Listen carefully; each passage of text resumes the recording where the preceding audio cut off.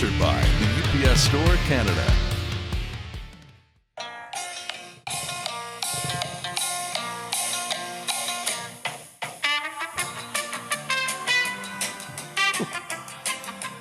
I thought we should have a musical intro. So many podcasts have musical intros. Is that Herb Albert and It the is. Tijuana Brass? It is. I just was looking for some ridiculous piece of music to open the show. How about this? No, I don't like that. No, neither do I.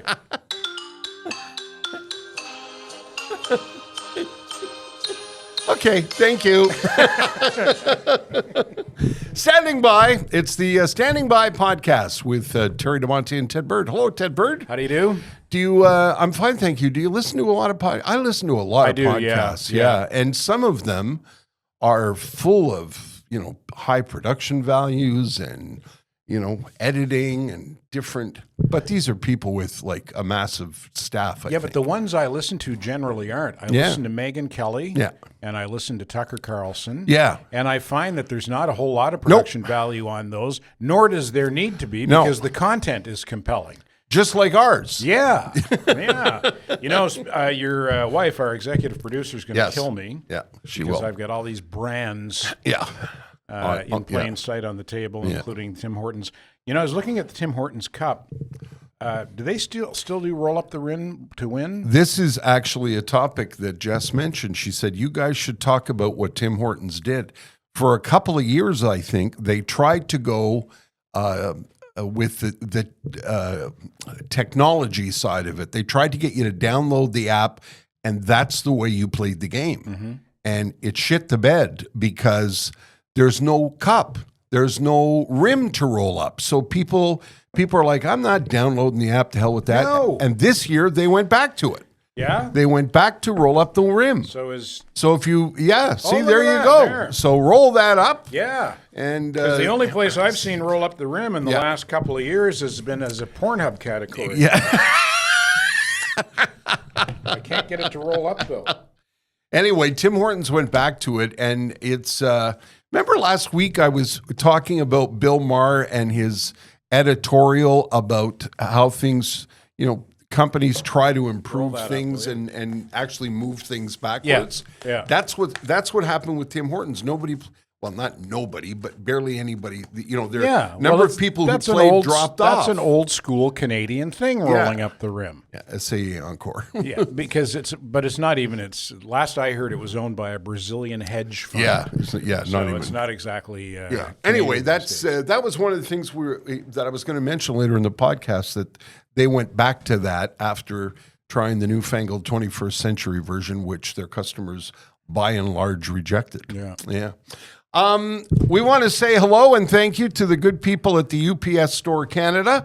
I just had a conversation. I had a business question for David, and he contacted me from the southern headquarters of the UPS Store Canada. Florida? Yep. Anyway, we had a nice chat. He was very, very kind. David Drucker is the CEO Yes. of the UPS Store Canada and a longtime friend of ours. Knows a little bit about business. Yep. And you had a nice experience at the Island of Parrots. I took the Montreal Canadiens commemorative plate that David Garfinkel bought at a silent auction and gave to me to give to my mom. I took it to the UPS store on Il Perot, and Jason Liverman boxed it up for me and shipped it out. And Mother should have it by, she might even get it by today. Did he tell you? Was it bubble wrap? Was I right about the bubble wrap? Yeah, bubble wrapped and packing peanuts. It was secure. Yeah. This is one of the great things that they do at the UPS Store Canada. They solve your problems. You've got a decorative plate that you need to send to Mom in PEI. There you go. Or New Brunswick. Yep. Or if anywhere. It goes to PEI, it'll land in the wrong spot. Yeah. Okay. The Maritimes. Yes. Yeah. Alberta, BC, England, anywhere you want to go. The UPS Store can solve your problems. If you're a local entrepreneur and you're looking for business help, whether it's mailboxes or just boxes themselves, if you're looking to ship something across the country or even across the province, they'll help you with that. There are over 400 locations of the UPS stores across the country from coast to coast to coast, and visit one near you. They're in your community. You've driven by them 1,000 times. And when you're looking for a quick business solution, that's where you want to go. Go to the upsstore.ca. You'll find a location very, very close to you. They are the title sponsor of the Standing By podcast. Now, a couple of things before we get started. Yep. We're always talking about how I forget things. Oh, yay. There's the book. Nice. I want you to read this. I will read that. Do you read much? I used to read all the time, I know. and now I'm addicted to my phone, and I haven't read a book in I don't know how many years. Just try and take it, I'm going to read it. A chapter I want at a to time. read it because I'm a big Geddy Lee fan. Yeah, it's called My Effin' Life. I loved this book. Is it autobiographical or Yes. biographical? Yeah. It's autobiographical. Yeah, he tells the story. Oh, good. And Good. he tells an amazing story and talks about his family and the way the band came together. And he's got some incredible stories. I mean, they're Rush, for Christ's sake. My brother Dean is a massive Rush fan. He said you must read it. And there's a whole chapter on his family and the Holocaust. And his name isn't Geddy. I won't spoil any of it for you, but take that home and read it, Mr. Bird. Okay. And this, I don't think I can. There's not a plug nearby, so I can't. Look at this. Nice. Look at that. Isn't that beautiful? Now, if you're You need to describe it for people who are listening. If you're watching on YouTube, you can see I'm holding it up. I don't know why I'm doing this, holding it at my forehead. But this is the beauty. I think it's beautiful. It is. It's a carving. It's amateur. Well, he calls it amateur. Well, that's a piece of art. Yeah, it looks professional to me. Sylvain, my neighbor, built this for me, and he knew that we like a vinyl. So this is an album stand. You put the album here, and if you plug it in... Can you plug it in? Well, I don't know if I can plug it in anywhere to show you. Probably not in the studio. I'll show you later. We need a longer cord. Yeah. Show me later. I want to see it, though. It lights up, Yeah. where it says standing by, it lights up. And changes colors. And so it's an album stand with our logo carved into the front that lights up. And a beautiful piece of detail. Look at that, Ted. Yeah, that is on both that's sides. craftsmanship. That is what that is, craftsmanship. It's a vinyl record stand that my neighbor Sylvain built for me, and I wanted you to see it because it's absolutely beautiful, I think. And sure I is. was so grateful that they rang the bell and said, we love the podcast. I've been meaning to bring it in for a couple of weeks. So last night I put it on the kitchen counter so that I wouldn't forget it. So there's my show and tell for the day. Very nice. Very good. I'm impressed. And I like your shirt. Thank you very much. This is a shirt Jess found in the back of the closet and said... it's a classic lumberjack style shirt, checked, black and sort of a mint green. Yes, that's a great way to describe it. Yeah, we're both wearing pastel colors. Spring must be in the air. I actually think it might be. Jess and I were oot and a boot on Friday. She had a hair appointment in the Point Claire Village. She's found a place called the haircut place in the Point Claire Village. What do you want to call it? No, it's called Bloke and Bird. B-U-R-D. Okay. And she got her hair cut there and was very, very happy. It's right in the heart of the Point Claire Village. And while she was in there, she came out of there and went into a secondhand store called Frippery Spice Daddy. And she said, that was my stripper name when I used to work at Club 281. Mesdames et messieurs, Frippery Spice Daddy. She said you might want to mention it because it's true. A lot of people do go to secondhand stores. And she said this one was absolutely beautiful. And when we were out and about on that Friday in the village, the sun was strong. And I said to her, you're going to call me crazy, but there's a little bit of spring in the air. Oh, there is for sure. The melt, sun is strong. The melt has been on for the last couple of days. You can feel it. We could still get clobbered again. Yeah, for sure. More than once. Yeah. But, in the moment, I'll take 5 degrees, which it was when I came in this morning, and we record on Tuesday for release on Wednesday. The forecast high for today, Tuesday. It was 5 degrees. By the way, were you affected much by the snow in terms of parking and everything else? Because that's a big thing. Not really, because I live in an apartment building. I park in the lot. I just had to get my car out of there for the guy to come with the loader. Like everybody has to get their car out of there because the guy comes and clears the entire lot. But I got lucky. I was able to actually back my car out of my spot without having to dig it out at all.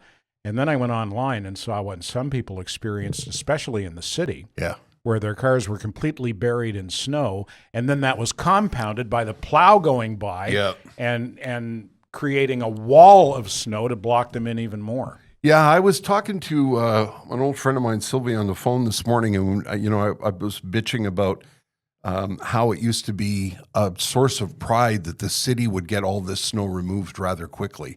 And she said, yeah, but Terry, you're not thinking about, when we were kids, there were probably 3 times the amount of cars in the city now that there used to be. And it must be difficult. Well, I know it's difficult because I've been down that road where you have to move your car, and where do you put it? Yeah. You've got to get your car out of the way for the snow plows. The city wrote 7,000 tickets in the last 10 days. Cha-ching. Anyway, the snow removal thing, I know has been a big topic of conversation with a lot of people. You know who does a great job covering that beat is Jason Magder of the Gazette. Oh, yeah? He's still been on the transport file at the Gazette. He's been doing that for years, and he's written a number of great stories on snow removal and how it works and why it works. And of course, the administration takes a lot of heat for it. But as my friend Sylvie says, there's a lot more cars now than there were 35, 40 years ago. Well, I can remember hearing, and I just heard this, I don't know if there's any truth to it, and this probably goes back 30 to 35 years, that Montreal, the city of Montreal, their snow removal operations were studied by other cities around the world. Like they were the example. Yeah. This is how it's done. Watch how Montreal does it. And do that. Yeah. I don't know if that's still the case. Yeah, I don't know either, but it for years was a great source of pride. Yeah. And I know it must be very frustrating. If you live in a borough like NDG, it's not something we have to think about. Now that I'm up in the Laurentians, it doesn't bother us at all because, we have our driveway plowed because I can't shovel a driveway that size, and the streets are all plowed. I have a heart attack just thinking about it. Yeah. It's one of the things my heart surgeon said to me. No shoveling? Yeah.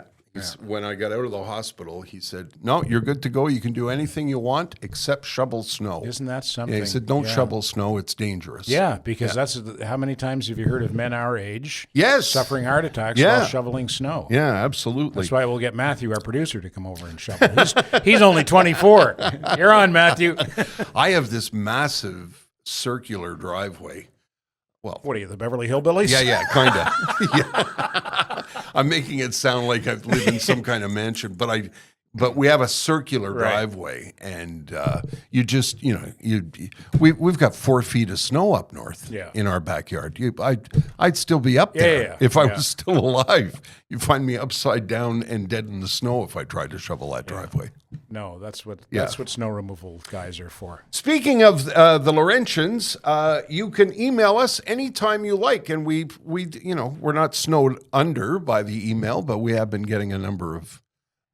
It comes in on there's a constant trickle. Yes, thank and we're you. grateful for it. Good way to describe it. The address is standingbythepodcast@gmail.com. And I want to say hi to David Washburn because, David, I haven't had a chance to answer the note you sent us. It says, Bonjour, hi, Ted and Terry. Love listening to the podcast. Started listening to Shome in the early 80s. Mornings aren't the same as they used to be, and I'm happy to tune into the podcast and enjoy the jovial times. David wanted to know if I live in St. Sever. I don't live in St. Sever, David. I do live up in the Laurentians, and I'm sorry that I missed you. David sent a schedule of visits he was going to make. Apparently, we met years ago before Chris DeBerg show at Place des Arts. David, thanks for the note, and thanks very much for listening to the podcast every week. He is in Saratoga Springs, New York. I got a Saratoga Springs story, if I may. My great-aunt Lee and Uncle Eugene lived in Saratoga Springs, New York, when I was little, and our parents used to take us down there to visit. And I don't remember this, but it was one of my dad's favorite stories. I was about 2 years old, maybe 3, and we were in Saratoga Springs, and we were out at this small town America restaurant on a Sunday, early Sunday afternoon, right after church. So the church crowd all go to the restaurant to have a bite to eat on Sunday after church. So we were there, and I was sitting there in my high chair, and the way my father tells the story is I sat up and I kind of surveyed the room and cleared my throat and said, "My daddy says Jesus Christ." And everybody kind of stopped and looked at each other, and then they all continued with their lunch, as if nothing happened. So I said it again. Wow, and knowing the story of your upbringing, that probably went over like a lead balloon, I'm Well, guessing? my father thought it was pretty Oh, funny. he did? Oh, yeah, Oh, fantastic. I thought He you thought were it was gonna get a hilarious. Yeah. backhand. Yeah, well, no. This is the man who leaned over to me in church one time when there was actual wine being passed out for communion versus grape juice, which we used to get at our church, the United Church. We were at another church out of town, and he took his hit of what do you call it, the sacrament, Yes. and there's a pregnant pause, and he leans over to me and goes, "Jesus Christ, that's real bingo." In church. In church, Easter Sunday. Yeah.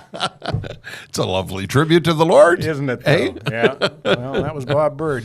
That's a good Saratoga Springs story. It sure is, Yeah, eh? I've never been. Do you remember I don't anything remember about it? I remember very little about it. They didn't live actually right in Saratoga Springs. They lived outside of it, sort of in the countryside. Uncle Eugene was a U.S. mailman, a U.S. Postal Service mailman for probably 50 years. It's there's a name you don't hear much anymore. Eugene. Eh? Yeah. Aunt Lee and Uncle Eugene. Wow.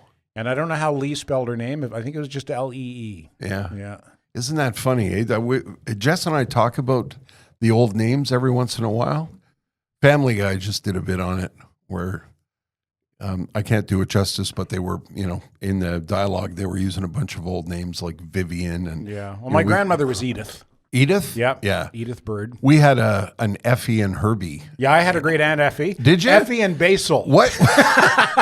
Very British, I think. Eh? I think so. What Yeah. does Effie? Is that short for something? I'm not sure. You I don't don't know what it would be short for. Haven't been introduced to Yeah. a lot of Effies in the last.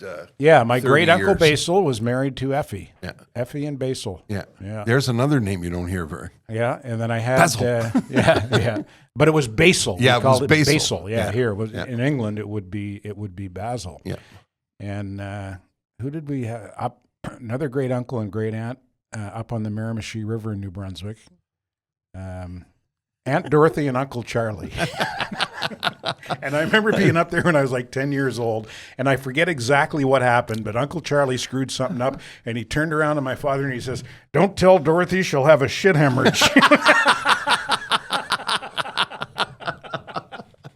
Charlie actually is a name you hear once every now and again. I like Charlie. It's Yeah, good. I Well, do one of my too. sons is named Charlie. Yeah, When and, we named Sam and Charlie, we said we need to give them names that'll be good names for little boys Yes. and good names for grown men. Yeah. And Charlie's a name like that. My buddy Tim's father was Charlie, and he's got a son, Charlie, and now there's in the mix of Tim's kids, there's more Charlies. Oh, good. Yeah, Yeah. And I like Charlie as a that. girl's name, too, as Yeah. short for Charlene. Yes. Yeah, I think that works. That works for me anyway. Yeah. Vivian. That's another one. Vivian, you don't hear yeah, that's much old of. school. You Yeah. don't hear a lot of or meet a lot of Vivians these days. How are you, Viv? She'll have a shit hemorrhage. That's such a classic. Tell Dorothy. Oh, God. I wanted to mention, well, we're going to talk about this in a moment because Ted and I have a date after this recording of this week's podcast. And I'm going to talk about that in just a moment. I just wanted to quickly also mention, I don't know if you're following the story of the REM. No. Yeah. Not close.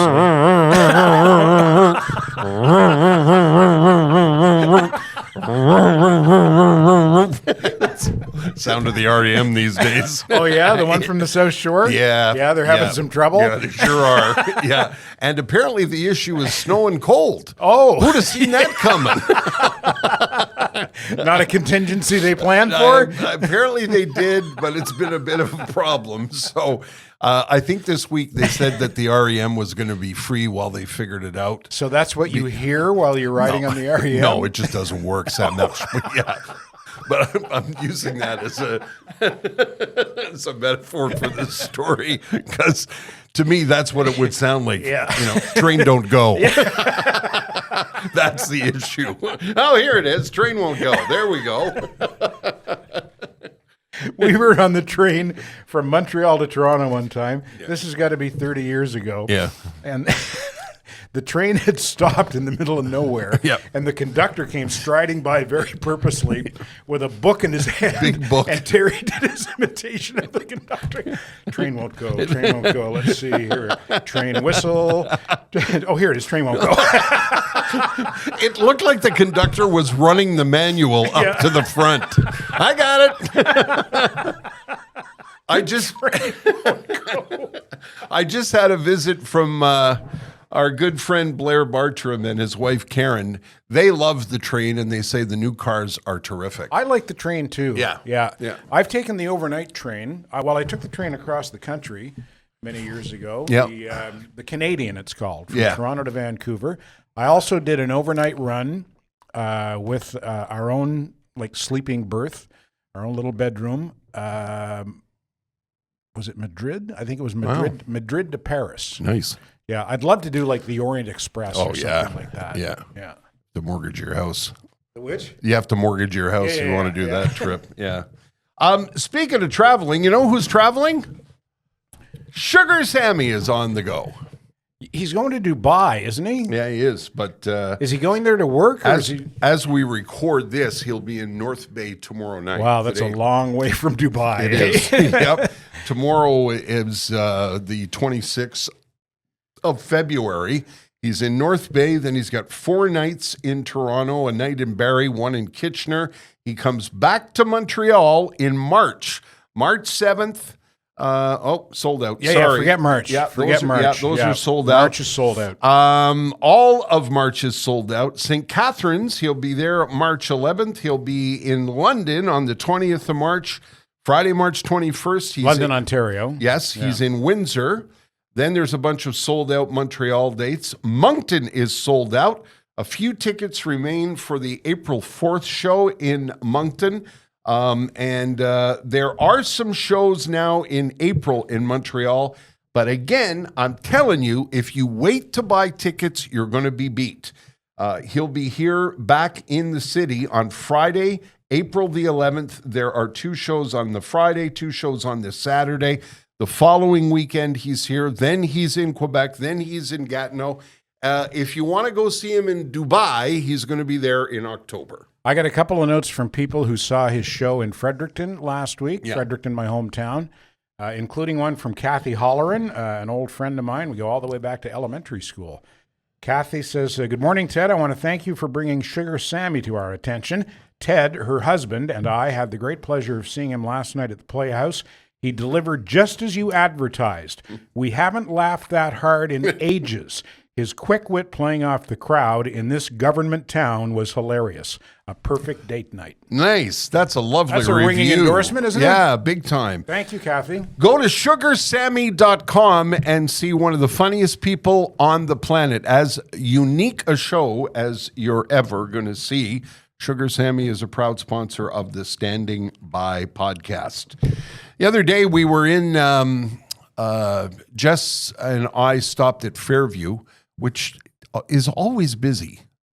Doesn't matter what time of the day, it's always busy. Well, that's a good sign. I guess it is. Yeah. And I noticed and mentioned to Jess that the food court is always packed. It's a big food court and it's well put together. There are a lot of different choices. And I guess there's a lot of people that work in that area, but it's always packed. And I wonder if food courts are coming back. I don't know. Apparently, that's the busiest part of Royal Mount. Yes. The new mall up at DeCarey and the 40. They say the food court is where it's at Royal Mount. Yeah. Like some people say, there's nothing happening at Royal Mount, but if you go to the food court, apparently it's hopping. Well, Bruce Hills, our old friend, said to me, you got to go try Lenny Leiter's new place. Yep. And we're going to. Yeah. Burger Barbaboo. Bar Burger. Babar Burger. It's Elephant Burgers. Is Babar it? Burger. No, Okay. it's a burger joint. Yeah. And Lenny is the former, was he the founder Yes, of Moish's? his family. Moish's was his joint. Yeah, exactly. And then he sold it, and now he's opened this burger joint in Royal Mount, Yeah. and Terry and I are going. Lenny's- and I'll bet you it's going to be a home run. Lenny is one of those guys that can't sit still, I think. You know, he's a lovely, lovely man and ran an amazing business for years and years. And Moish's is a legendary steakhouse. legendary Montreal place. And his family, it was whenever you went to Moish's, he was always there, or his brother was always there. It was really like the definition of a family-run business. And I think maybe he went home and thought, this looking out the window thing isn't a lot of fun. Maybe I should come up with something else. Yeah. Well, you know what? Good for him. I agree. I'm looking forward to it. You and I have a date. We do. Yeah. Yes. Yeah. My turn to buy because you bought last time, which reminds me, we forgot to say hi last week. Yeah, to Carla. Carla. Yeah. Who took care of us, served us at Lucille's in Fairview. In Fairview, yeah. When we went there with Tom from Acutech Electric, and we told Lucille, we told Carla that we were going to mention her, and then we forgot. Yeah, sorry, Carla. Yeah, and Carla said, "Oh, you're the guy that used to be the guy on the thing." Yeah, and I said, "Yeah, that's what we used to do." Didn't you used to be Terry and Ted? But she was lovely. Yeah, she and was she's a lovely. pistol too. Yeah, I liked her a lot. Yeah, she was great. Yeah. Our old friend Maureen Holloway was in town on Saturday. Did you see her? We did. We had dinner at the Monkland Tavern. Hi, Barb. And that's our go-to place. Jess and I used to live up the street from the Monkland Tavern, and now we live an hour away, and we still make it our go-to place. So we had a nice dinner, and Maureen and I talked about being the people that used to be the people on the thing with the radio machine. Yeah. And how it's an interesting perspective. Yeah. Once you're doing other things. I remember my ex-wife, when we were still married, once saying to me, "I liked it better when you were Ted Bird." Ah, that's nice. And I thought, okay, well, then I guess this party's over. By the way, there is an episode of the Standing By podcast with Maureen Holloway. It's a couple of years ago. That's right, yeah. It's a couple of years ago, but Maureen joined us on the podcast one time. She's fun and funny. Yeah, and she's a lovely, lovely lady. I've known her for a very long time. We used to have a lot of fun on the radio, both in Montreal and in my Calgary days when I was out in Alberta, I wanted to ask you about this. That's called paper. Yeah. Quite often that used to circulate around. If people wanted to deliver messages to one another, it would often come in the form of paper. Paper. Yeah. Well, I brought in old-fashioned paper because I don't know enough about this, and I wanted to put it in front of me. And I know you're a massive baseball fan, so I wanted to get your take. Okay.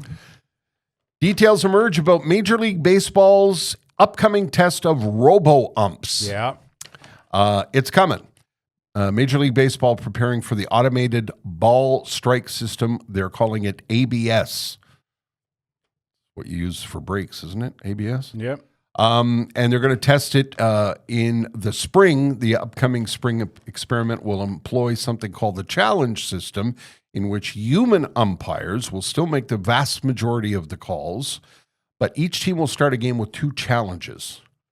More than 60% of the games in the spring are going to feature what's called an automated strike zone.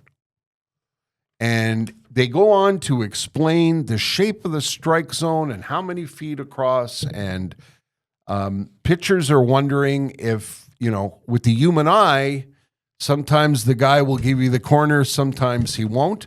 With the robo-umps, there is no room for error. Yeah. You either get it or you don't. I've seen a video of it already, and it's a missed call. The umpire misses the call. Yeah. The pitch is high. He calls it a strike. The player appeals, and the call is overruled. Excuse me. And I thought to myself, it's only a matter of time until there are no more human umpires. Right. AI will make all the calls. Right. And I find it hard to argue with that. If you know that 100% of the calls are going to be right, then that makes it more fair to me. I know some people will say, you're removing the human element. But if the human element costs you, like I think it was in 1985, Don Denkinger got a call wrong in the World Series, and it cost the St. Louis Cardinals the World Series, or contributed to them losing the World Series. And look at tennis as an example, where they, if there's a call, a call that's very close on the line, they have that. I forget what it's called. But it shows definitively. Cyclops. Yeah, it shows definitively whether the ball was in or out. Yeah, and to me, that's a good thing. What's the argument? How can you argue against that? I guess. To me, it's fair. My argument is I don't like it. Yeah. Good argument. Well, you like the human element. I do. It's maybe it's because I refereed hockey for so many years. And, I remember saying a couple of times over the course of all these games I refereed, and I refereed a lot of hockey games. I remember saying a couple of times to players, I can't call what I didn't see. And that's part of the sort of the human element of the game.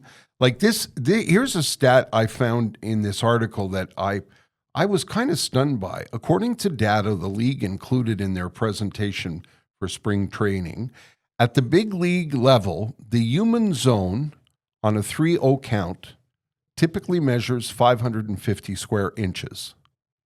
On an 0-2 count, a human umpire will reduce the strike zone to 412 square inches.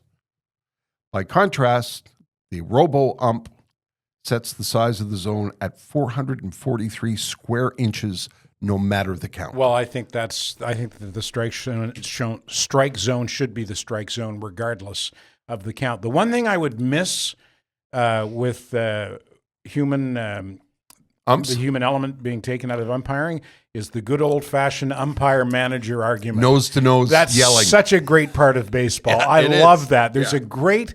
You can find it on YouTube, an argument between Earl Weaver, when he was the manager of the Baltimore Orioles, and an umpire, I think it was Tom Holler. And Earl Weaver comes out of the dugout and starts yelling at him, and he goes, "You're only here for one reason, and that's to fuck us." And the umpire says to him, fuck off, Earl, you're full of shit.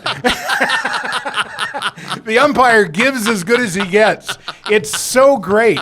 It's so great because one of them's, I think Weaver is mic'd up, or maybe it's the ump. I don't know. Fuck you, Earl. You're full of shit. You know who was great at that is Joe West.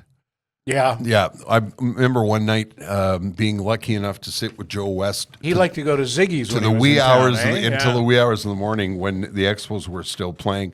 And if you're wondering if that means the end of human umpires, Major League Baseball and the umpires have worked out a 5-year collective bargaining agreement that allowed the league the right to implement ABS. So the umpires, I guess, are not afraid of being replaced. I think they're going to be. Although you could argue, what do you do on the bag? Do you need a human on the bag, or can you set up a bunch of cameras? I think you can set it up electronically so that you know if a guy's safe or out, or you can just look at the replay. Yeah, you can tell from a replay. Yeah, whether so you don't need umpires anymore. No, you don't really.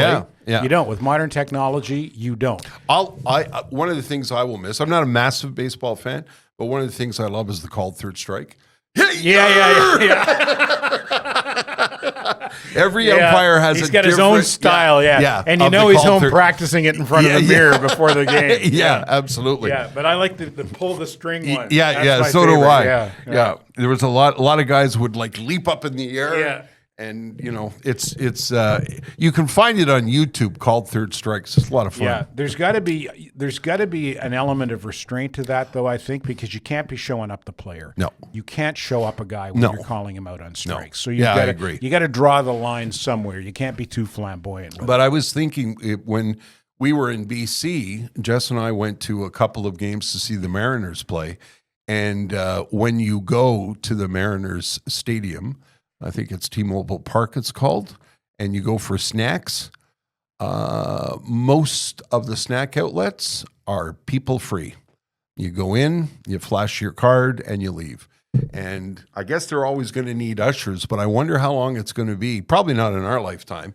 There'll be, robo-umps, robo-beer pullers, robo-peanut guys. Explain to me how the snack area is Well, you free? go there are places, there are like almost like food trucks, where you can buy ribs and hot dogs and whatever.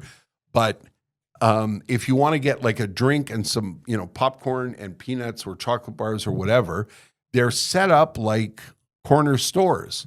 And there is an electronic gate, and you flash your credit card going in, you pick up whatever you want, and through some kind of wizardry that happens with technology, when you leave, you pay for what you have. Yeah. You're not getting out unless you pay Yeah. what you owe. yeah. Okay. But I don't know if it's facial recognition or how it works, but there's you don't talk to anybody. You grab your stuff, you get in with your credit card, you grab your stuff, you leave, and then you get home and you see the charge on your credit card. Yeah.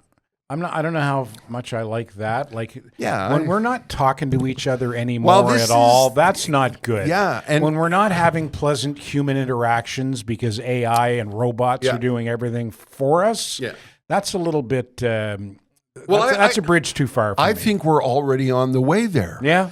I was taken. I thought to myself the other hour ago, when you went down the hall to go to the washroom, and I heard you say hi to the janitor. Yeah. And I thought to myself, I bet you nobody says hi to that guy during the day. I'll bet you most people walk by him like he's not there. And I think that's happening more and more, especially with, computers and phones, people looking down. And they say there's a whole generation of not kids, but there's a whole generation behind us. They don't like to have conversations. They would rather text you. Well, that's it. Yeah. They don't want to talk on the phone. Yeah, my son, Sam, is not like that. Sam's more like me, and I'm like my father was. My father would, and his father was the same way. Say hello to anybody. Yeah. How are you today? Yeah. It That's wouldn't very matter. maritime Yeah, too, yeah, eh? yeah. But Sam calls it shovel time. Shovel time. Yeah, because someone put on Twitter that they were going into the hardware store with their dad, and a lady was coming out of the hardware store with a shovel, like complete stranger, and the dad said, "Uh-oh, shovel time."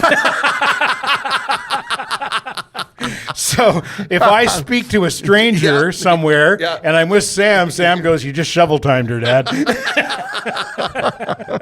But I think you're right. The less human interaction we have, and it's apparent from some of our email or some of our online interactions, the less human contact you have, the easier it is to discard somebody, or I don't know, scream at somebody. Yeah, well, sure. When you don't have to look them in the eye, Yeah. it's easier to attack them. Yeah. You see that in political discourse online. But I love shovel timing. It's my favorite. Yeah. I don't know if I told you the story about getting on the subway last summer, and everybody on the subway, on the metro in Montreal, everybody's on their phone. Yes. Everybody is on their phone. Yeah. And I got on, and I sat down beside a lady who was reading a book. And I looked at her, and I said, "What are you, some kind of weirdo?" And she laughed. Oh, good. She Good, laughed, good. yeah, because she was about our age. She might have been, I don't know, maybe 10 years Yeah. younger than me, but she got it. Yeah.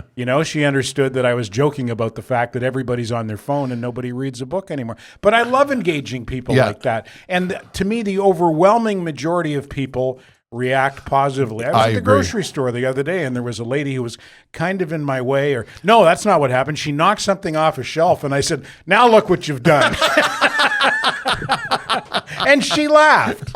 She thought it was funny. Now, let me ask you, on the metro, did you hesitate at all because of what language to use? No. You didn't? No. You just- No, and I think it was like the Snowden metro Oh, station. okay, So so I you was just- pretty good odds that the person was English. Yeah. Yeah, she laughed out loud when Yeah. I said that. What are you, some kind of a weirdo reading a book? Oh, look what you've done. That's very funny. Yeah. By the way, if you're interested in that robo-ump story, it comes from the New York Times athletic section. It's in The Athletic, But if you're a subscriber to the New York Times, you know you have access to a lot of what's in The Athletic. And it was a comprehensive piece on Major League Baseball. Speaking of the grocery store, did you see my picture the other day of the Axe body wash? I did. Yeah. Was it a joke? No, it was real. I was at the IGA in Point Claire, and I needed shampoo, so I got into the personal hygiene aisle, and I'm looking for the cheapest stuff, and Axe is the cheapest stuff, right?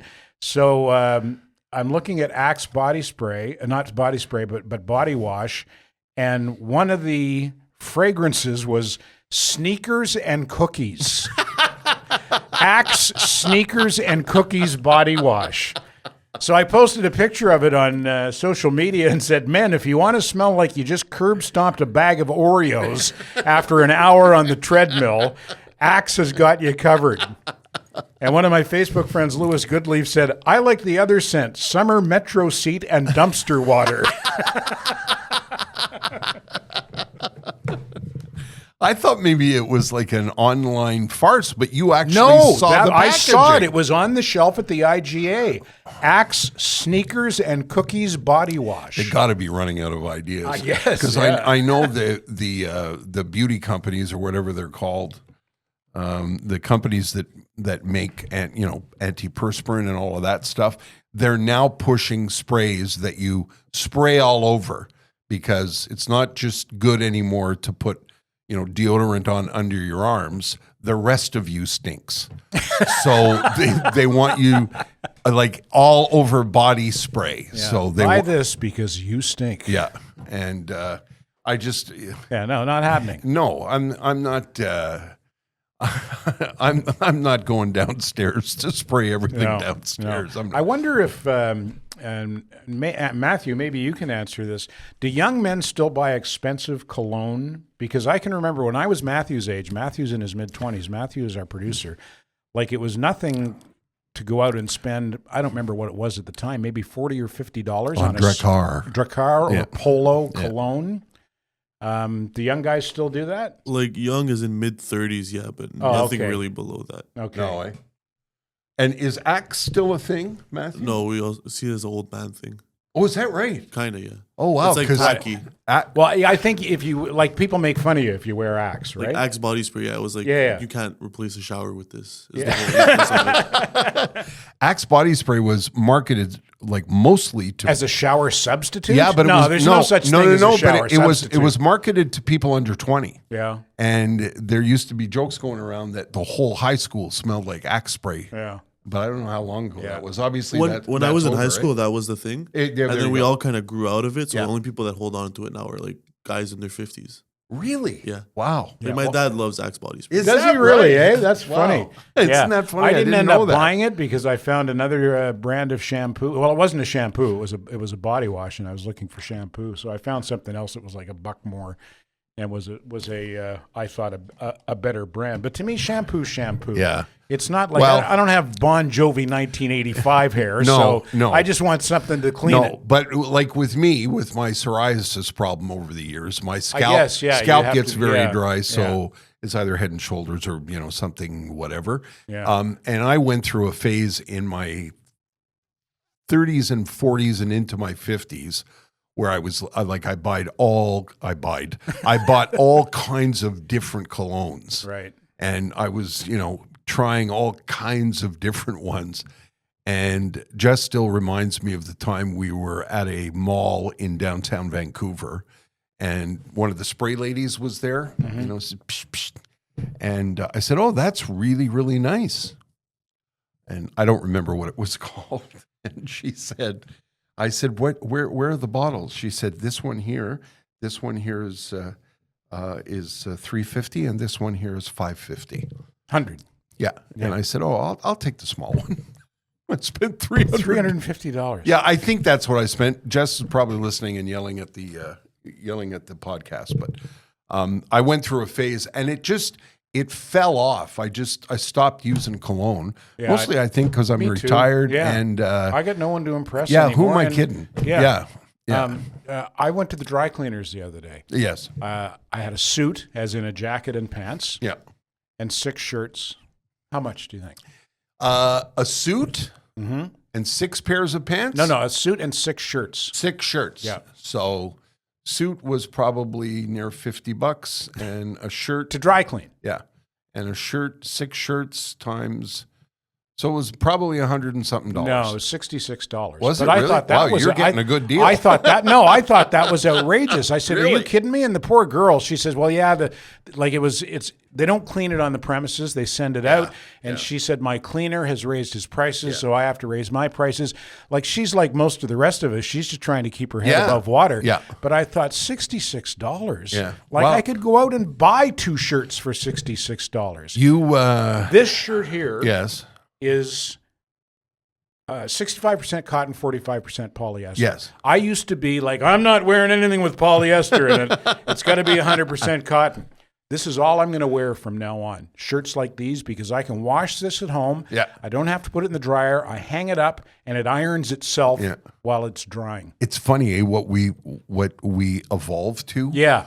Because I was going to say to you, 6 shirts and a suit. I think at the cleaners that I used to go to in Westmount, for sure $100. In Westmount, yeah. For sure $100. Yeah. But, I'm all worried, or back in the day, I would have been worried about, someone's going to know that there's polyester in my shirt. No. These shirts, like this shirt, I've got 3 or 4 shirts like this in different colors, Yeah. and I always get complimented on them. Very Hey, nice. that's a nice shirt. Nice. Yeah. So what am I doing spending all this money at the dry cleaner? Do you iron? No, you don't have to. No, okay. You take this out of the washing machine and put it on a hanger, and it dries and it irons So itself. how come there's a crease in your sleeve? That looks like it was ironed. I don't know why. Wow. That's just I guess it's the way it's made. Oh. Yeah. Wow.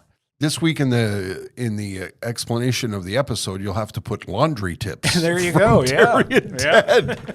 It's funny, what we end up where you end up going, because when we were working, and like you said, you wouldn't buy anything with polyester in it because we were some kind of fashion kings. Exactly. Yeah, right. Like we're clothes horses. Yeah, like fuck off. Yeah. Like really. Yeah. I mean, I still have a nice 100% cotton shirt that I wear with my suit. Yeah, I do too. I have some nice stuff. We were talking about this last week. I have some nice stuff at home that I don't wear much anymore, just because of the place in life where I find myself up, in the Laurentians, wearing this shirt. Yeah, that's a nice shirt. Which is like lumberjacky, wouldn't you say? But it looks comfortable. Thank you very much. It is very comfortable, despite the fact that it's 98 degrees in here. Let's say hi to the Mersons. Speaking of spring, and we were earlier, it's too early to talk about spring. Well, you know what? I sent Kara a note this week and really? said, what do you want us to talk about? We're back in the studio. And she said, well, business as usual, she said, but, it's coming up. Middle of March. I think March 15th is the, as of March 15th, I might be wrong, but I think March 15th you can, in theory, by the law, go back on summer tires again. And the melt is on. Yes. This week we've had days where a significant amount of snow has melted, and that kind of reminded me of the really bad idea I pitched to the Mersons a few years ago, corn tires. Matthew, can you look that up? Is it March 15th? Matthew will look it up for us. We'll get it right. Tires made completely of corn. Corn niblets. Like you fuse them together very tightly. Yes. And you think of the nature of the niblet, you'd get such great traction with your corn tires. Yeah. But then when the 16th. 16th? Whatever. Yeah. Is it really? Yeah. Wow, that's weird, eh? Okay. Then when the snow melts and you're driving through all that water in your corn tires, they're just going to disintegrate. Yeah. And how are you going to change? You can't put 4 corn spare tires in your trunk. And even if you did, how are you going to change all 4 of them on the Met? Yeah, and you end up driving just on cobs, right? When it's all over, just 4 cobs going up the highway. I guess you didn't get that far in the design. It's a funny look. Anyway, the Mersons can look after a new set of tires for you. If you put off getting new summer tires last season, and it's time to get new ones for the upcoming season, they can look after you. And of course, if you have any kind of issues mechanically, they can look after almost anything. They've been there at that corner for so many years. We say every week that different generations of Merson customers have been going there for a long time. Fathers and sons and daughters have been going to the Mersons to have their car looked after, to have your tires stored, which is a great service.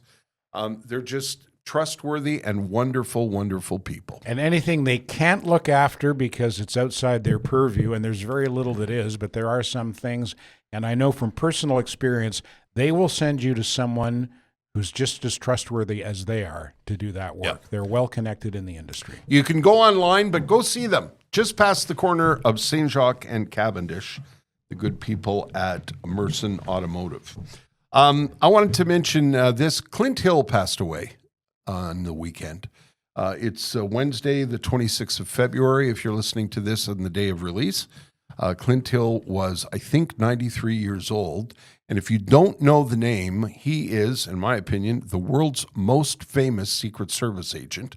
He's the man draped across the Kennedy limousine in Dallas in November. The guy who climbed up on the back. And November of 1963. Wow. And I wanted to mention that he wrote 4 books that I highly recommend. One's called 5 Days in November. One's called 5 Presidents. One is called Mrs. Kennedy and Me, because after the assassination, he was assigned to protect Mrs. Kennedy and the children for a year. And My Travels with Mrs. Kennedy is a great book. It's the story of him accompanying Mrs. Kennedy to Italy not too long after her husband was gunned down.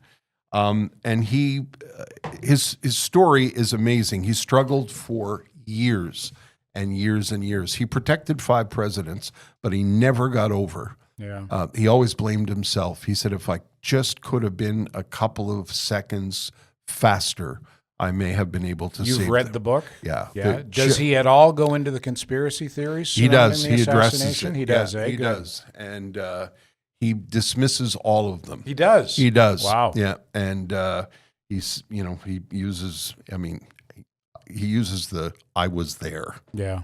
There's nobody was closer. He describes how when he finally pushed Mrs. Kennedy into the back of the limousine, he had to spend the whole ride, first of all, hanging on for his life, because he wasn't in the car, he was on the car, and the car was it was like draped across the trunk, basically. Yeah, and there were sort of 2 places on the car where he could hang on, and he was trying to position himself over Mrs. Kennedy and the president, and he said he spent the whole car ride looking down at Jacqueline Kennedy with the president face up in her lap with the president's side of his head missing. And that, I can't imagine being at the center of arguably one of the most consequential moments in history in the 20th century. Anyway, if you're a fan of history, if you're a fan of that whole thing, whether you buy into the conspiracy theories or not, highly recommend that you read one of these books that Clint Hill wrote. He was 93 years old, passed away on the weekend. Married a younger woman named Lisa McCubbin, who was a writer, and she encouraged him to get that down on paper and get these books out. I think he met her when he was in his 70s and she was in her 40s. And she's so he didn't go full Bill Belichick. No, he did not go full Bill Belichick. Anyway, if you're a fan, like I said, of history, or you read a lot about the Kennedy assassination, you can find those books online everywhere. Highly recommend them. It was sad to see him. Well, he had a good run. He was 93. Yeah. You ever read Phil Esposito's book, Thunder and Lightning? I have not. Hockey Hall of Famer Phil Esposito, who turned 83. Yeah. Last week. And every time I see his picture or hear his name, I think of a story that he included in that book. And we both have a Phil Esposito story. Yeah. Yours is my favorite. Let me quickly tell this one first. He talks in the book about his second NHL game ever. He's playing for the Chicago Blackhawks. They're at the Olympia in Detroit playing the Red Wings. And he's lined up on left wing, and right beside him on right wing for the Red Wings is Gordie Howe. And he's thinking to himself, holy Jesus, I've made it. Here I am in the NHL opposite Gordie Howe for the face-off, and the puck drops, and Gordie Howe gives him an elbow right underneath the nose. Right off the face-off. Right off the face-off. And cuts him open for 6 stitches. And Esposito, who's a fiery character, right? He starts to chase Gordie Howe around the ice, swinging a stick at him, saying, "You fucking cocksucker, you were my hero." And Gordie Howe skating away from him, laughing. Welcome to the NHL, Yeah, kid. exactly. Yeah. Exactly. Yeah. That's fantastic. Yeah. I'm going to screw the story up because I do every time. It's a story my buddy Kevin McDonald told years ago, and it was a long time ago that he told it. But essentially, Kevin is a massive hockey fan. Kevin and his son Brendan just went down to Vermont to see a highly touted goaltender that the Canadians have drafted. Jacob Fowler? Fowler. Yeah. They went down to the University of Vermont, or down to somewhere in Burlington, and went to see him. Yeah. That's how big Well, a he's fan of, he's the future, apparently. that's Jacob Fowler. and they loved what they saw, and so that gives you an idea of what a fan of the game Kevin is, and his son Brendan. And Kevin tells the story of going down when the Bruins were in town to play the Canadians. He went down to the Forum, and I guess the Bruins were practicing. And Saturday morning. Yeah, Saturday morning. And how old's Kevin? He's maybe 10 or 12 at the time? Yeah, something like that. And in those days, before the big salaries and the big money, the guys went back and forth to the hotel on a school bus. So, they were getting on the bus in their equipment to have their practice and then back to the hotel. So you could wait by the door of the Forum for the bus to pull up. Behind the Montreal Forum. Yeah. You could go stand there and wait for the players to come out.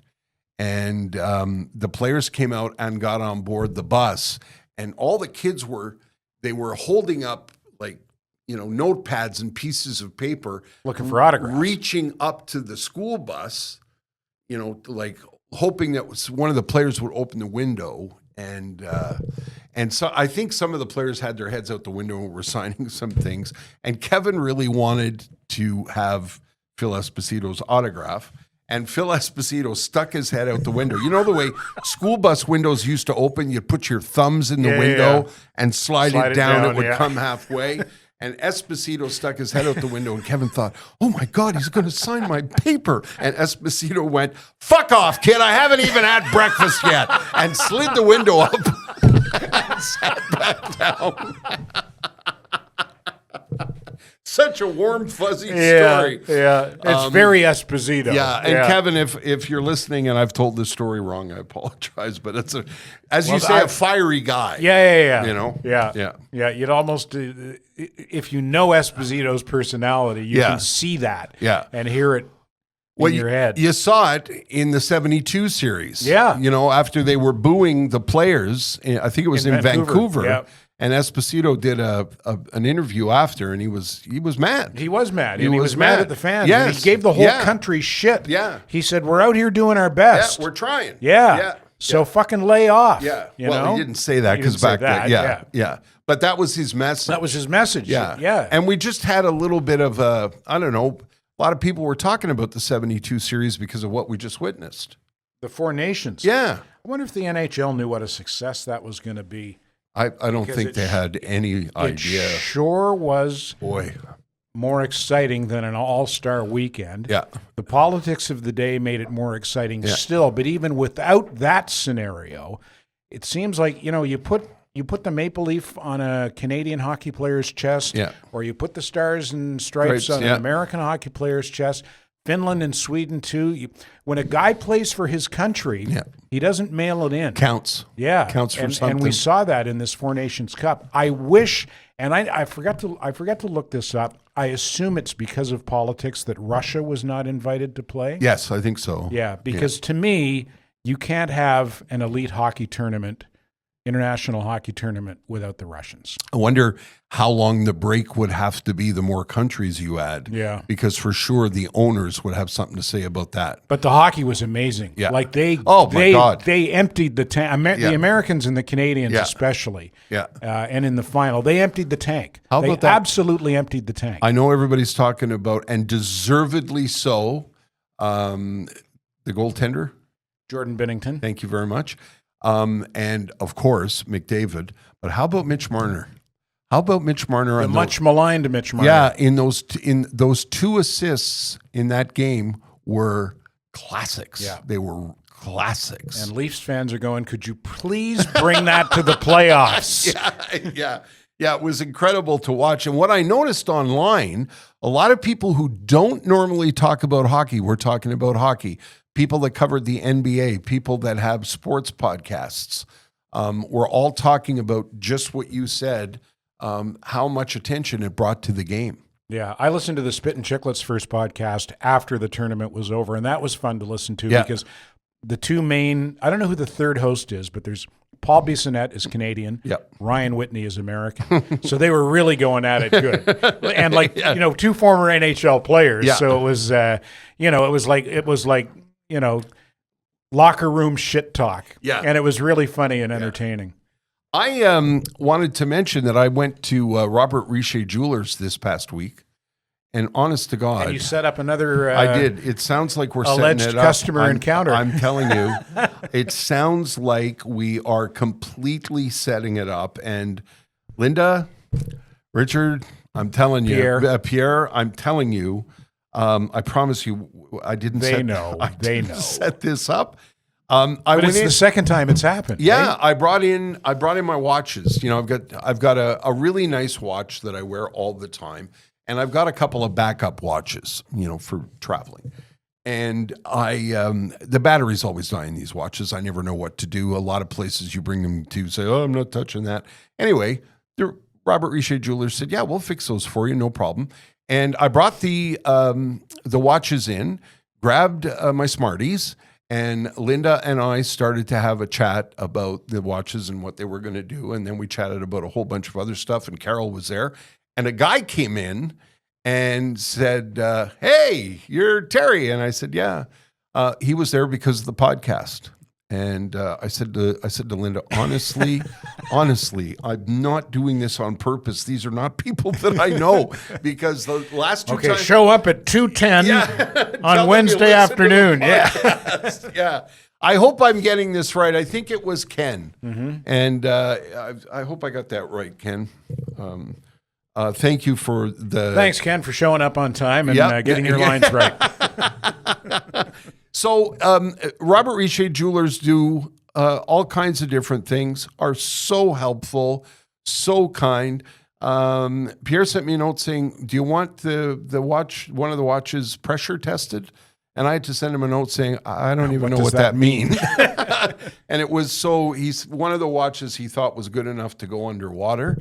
And I said, "No, it's not that special watch, but I would just like them to tick and tell time." Mm-hmm. They're handling that. And bracelets, necklaces. Carol showed me her bracelets that she was wearing that included the suicide prevention bracelets.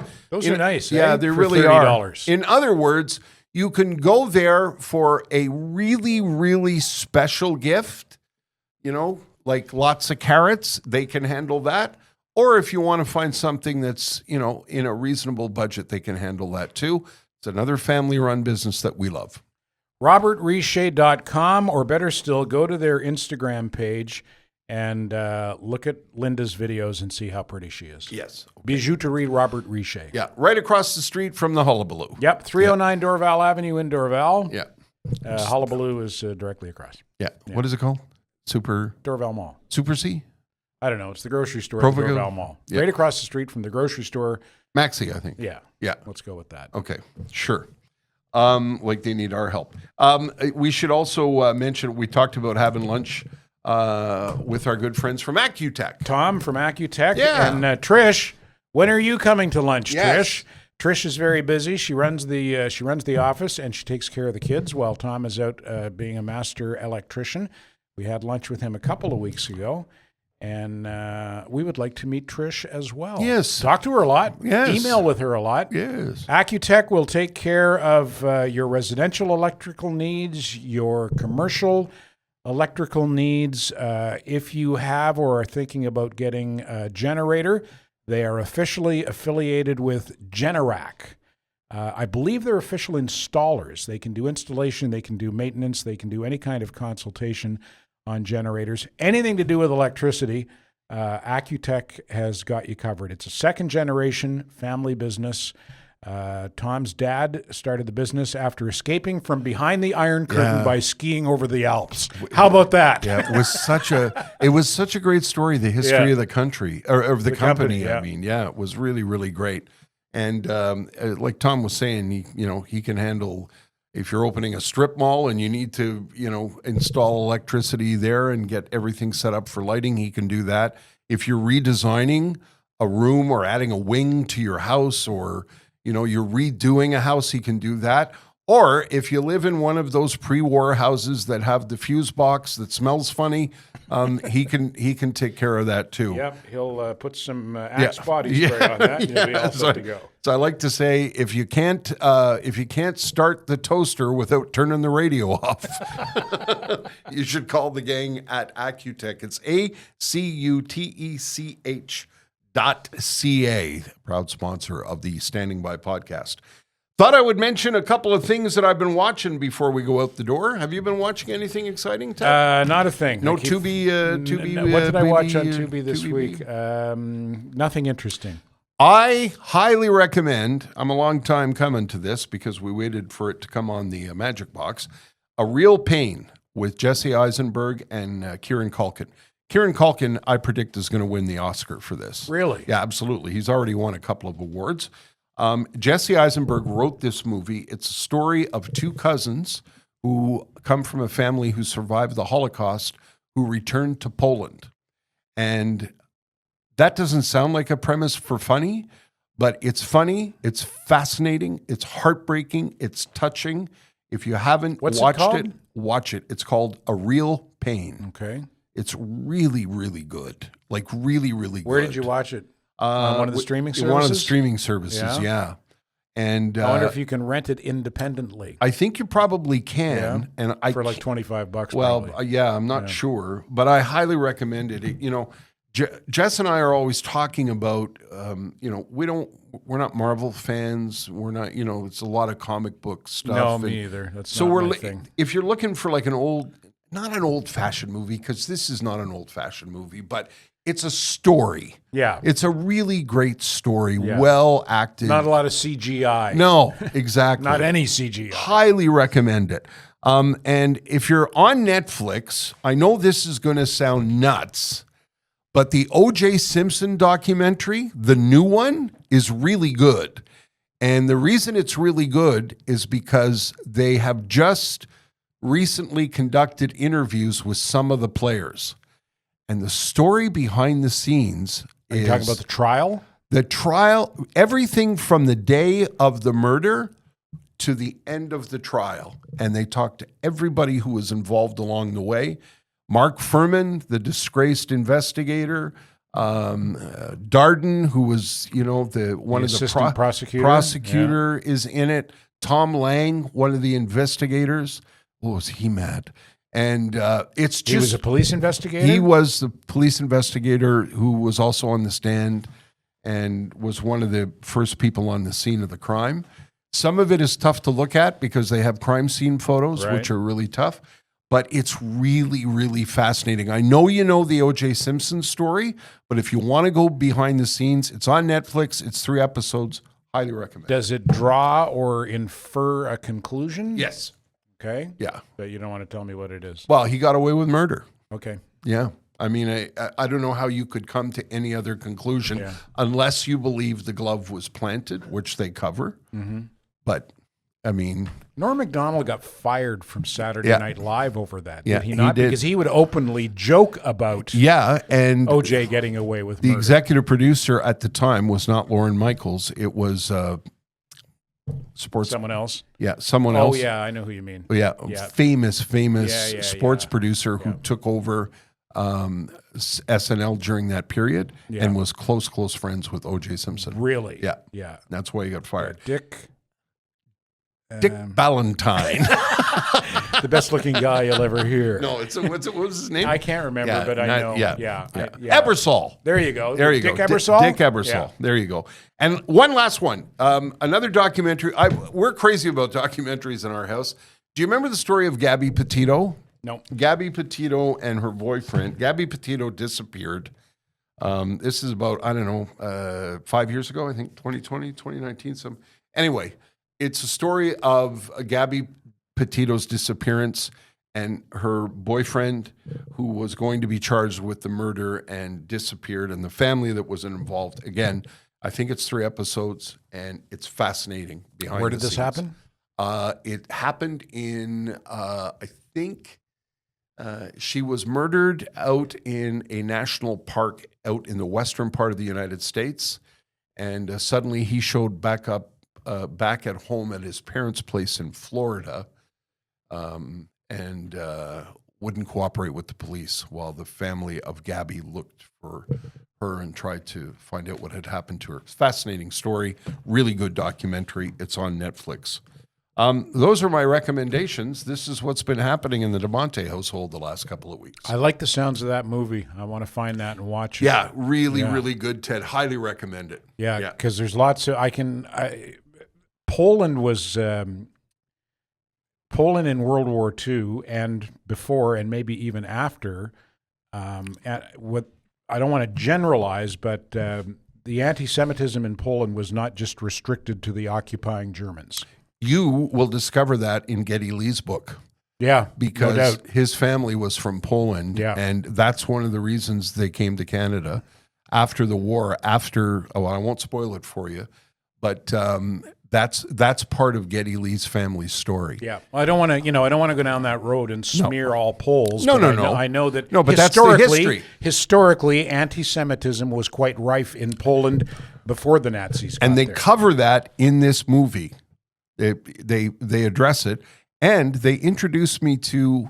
I mean, this is a terrible thing to say because I consider myself to be at least somewhat knowledgeable, if not very knowledgeable, about history. They introduce a concentration camp in Poland that I had not heard of before. Chelmo?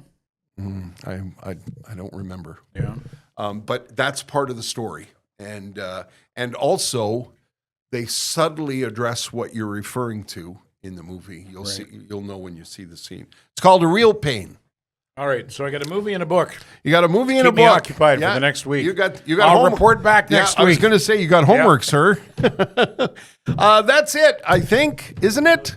Oh my gosh! Oh, the tweet sheet. We Thank you, can't forget Matthew. the tweet sheet. Oh, for God's sake! Thanks, Matthew. That's why Matthew's here. Yep. To remind the old guys. Yep. 3 of the funnier tweets from this past week from @Kip Conlon, depressed rooster, merely noting sunrise in his journal. Sun came up.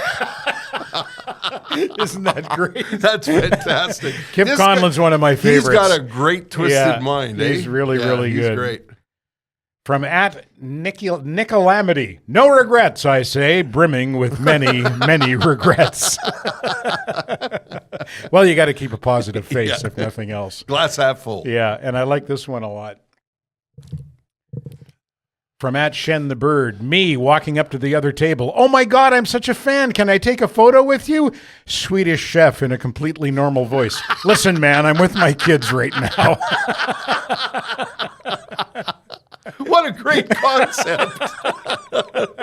I guess you got to be old enough to remember the Swedish Chef and Sesame Street. That's my Swedish Chef. It's all I got. Yeah.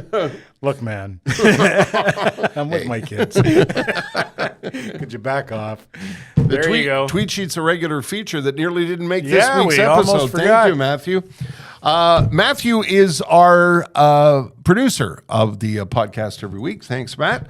With a big thank you to our title sponsor, the people at the UPS Store Canada across the country. Sugar Sammy. Go to sugarsammy.com and find out when you can get tickets to see him.